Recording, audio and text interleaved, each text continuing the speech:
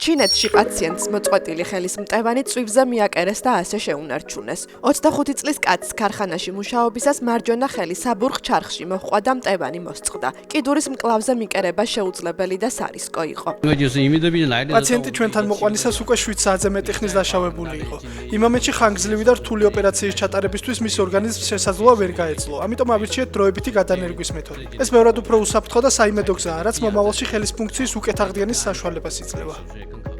სამედიცინო გუნდმა მიიღო გადაწყვეტილება, რომ მტევანი დროებით მარცხენა ფეხზე წვივისა და კოჭის არეში მიეკერებინათ. კიდური ფეხზე 35 დღის განმავლობაში იყო მიმაგრებული, რამაც ქსოვილების სიცოცხლის უნარიანობა და სისხლის მიმოქცევის შენარჩუნება უზრუნველყო. მას შემდეგ, რაც პაციენტის მდგომარეობა დასტაბილურდა, ექიმებმა მეორე 9 საათიანი ურთულესი ოპერაცია ჩაატარეს. მტევანი ფეხიდან მოაშორეს და მარჯვენა წინა მხარზე წარმატებით გადანერგეს.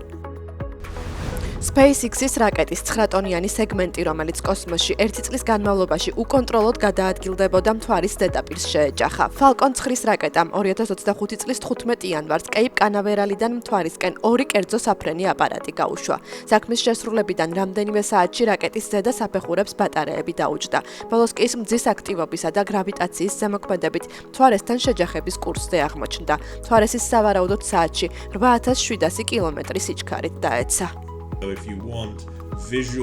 თუ ვიზუალური დადასტურება გსურთ, რომ ის მართლაც მთვარეს შეასკდა, უნდა დაველოდოთ, სანამ მთვარის სადაზვერვო ორბიტერი ფოტოებს გამოგვიგზავნის. მაგრამ როგორც ფიზიკოსმა ვიცი, რომ რაც ადის, ის აუცილებლად ჩამოვარდება. იქიდან გამომდინარე, რომ ნახეთ მისი მოძრაობა მთვარის მიმართულებით საათში 1000-ობით მილის სიჩქარით, ვფიქრობ, აცილების არანაირი შანსი არ ჰქონდა. Star Wars-ის ცნობილი სინათლის ხმალი, რომელზეც Luke Skywalker-ის მოკვეთილი ხელია მიმაგრებული აუქციონზე $3,075,000 გაიყიდა. თანხა ვარსკვლავური ომების ფილმებში გამოყენებული რეკვიზიტებისთვის რეკორდული მაჩვენებელია. სინათლის ხმალი გამოყენებულია 1980 წლის ფილმის კულმინაციურ სცენაში, სადაც დუელის დროს Darth Vader Luke Skywalker-ს ხელს აჭრის.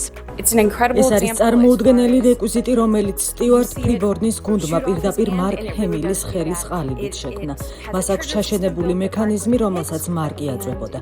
ეს ნივთი აქამდე არასდროს ყოფილა შეთავაზებული აუქციონზე ან საჯაროდ.